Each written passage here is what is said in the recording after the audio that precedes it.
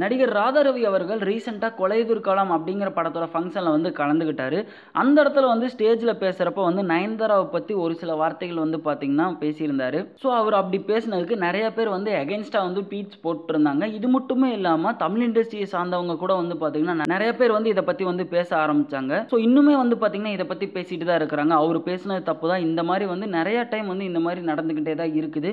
ஆனால் அவரை வந்து யாருமே எந்த ஒரு கேள்வியுமே வந்து கேட்கறதே இல்லை. ஸோ அதனால தான் வந்து பார்த்தீங்கன்னா தைரியமாக அவர் இந்த மாதிரி வந்து பேசிக்கிட்டே இருக்கிறாரு அப்படின்னு சொல்லி பேசிட்டு இருக்கிறாங்க. ஸோ இந்த மாதிரி வந்து பேசுகிறாங்கன்னு தெரிஞ்சுக்கிட்ட நம்ம ராதாரவி அவர்கள் வந்து நான் வந்து அந்த இடத்துல வேறொரு கருத்தை தான் வந்து பதிவு பண்ணியிருந்தேன், அது வந்து பார்த்தீங்கன்னா உங்கள் எல்லாத்துக்கும் வந்து தப்பாக கன்வே ஆகிருக்கு அப்படின்னு சொல்லி வந்து மென்ஷன் பண்ணியிருக்கிறாரு. ஸோ அந்த விஷயத்துக்கு வந்து அவர் வருத்தம் தெரிவிச்சிருக்கிறாரு. ஸோ இது மட்டுமே இல்லாமல் இன்னைக்கு காலையில் வந்து பார்த்தீங்கன்னா அவரை திமுகவிலிருந்து அவரோட போஸ்டிங்லேருந்து தூக்கிட்டதான் வந்து சொல்லிட்டு இருந்தாங்க. ஆனால் திமுகவிலிருந்து நானாக தான் விலகி இருக்கேன் அப்படின்னு சொல்லி வந்து பார்த்தீங்கன்னா சொல்லியிருக்கிறாரு. ஸோ இவர் இப்படி சொன்னதான் வந்து சொல்றாங்க. ஆனா டிஎம்கே கட்சியோட தலைவரான எம்.கே. ஸ்டாலின் வந்து பாத்தீங்கன்னா ஒரு போஸ்ட் போட்டிருக்காரு. அதுல ஒழுங்கு நடவடிக்கை, நடிகர் ராதாரவி கழக கட்டுப்பாட்டை மீறி கழகத்திற்கு அவப்பேர் ஏற்படுத்தும் வகையிலும் செயல்பட்டு வருவதால் அடிப்படை உறுப்பினர் உட்பட்ட அனைத்து பொறுப்புகளிலிருந்தும் அவரை தற்காலிகமாக திமுகவில் இருந்து நீக்கி வைக்கப்படுகிறது அப்படின்னு சொல்லி ஒரு போஸ்ட் வந்து பாத்தீங்கன்னா அவர் வந்து போட்டிருக்கிறாரு. ஸோ இந்த பிக்சரை போஸ்ட் பண்ணது மட்டும் இல்லாம ஒரு சில வார்த்தைகள் வந்து அந்த கூடவே வந்து சொல்லியிருக்கிறாரு. அதாவது பெண்ணுரிமையை பத்தி அதிகமா பேசுற திமுக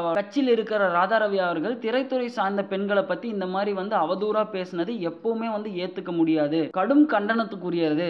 இது மட்டுமே இல்லாம கழகத்தில் இருக்கிற யாரா இருந்தாலுமே தன்னோட கருத்துக்களை வந்து பதிவு பண்ணும்போது சரியான முறையில தான் வந்து பதிவு பண்ணணும், அப்படி இல்லாதவங்க மேல கண்டிப்பா வந்து நடவடிக்கை எடுக்கப்படும் அப்படின்னு சொல்லி வந்து போட்டிருக்கிறாரு. ஸோ அந்த வகையில் பார்க்குறப்ப நம்ம ராதாரவி அவர்கள் ஸ்டேஜில் பேசுறப்ப நிறைய கருத்துக்களை வந்து பதிவு பண்ணிட்டு தான் இருந்திருக்கிறாரு. ஆனா இந்த தடவை வந்து அவர் பேசினது வந்து பாத்தீங்கன்னா இந்த அளவுக்கு பூகம்பரமா வெடிச்சிருக்குது.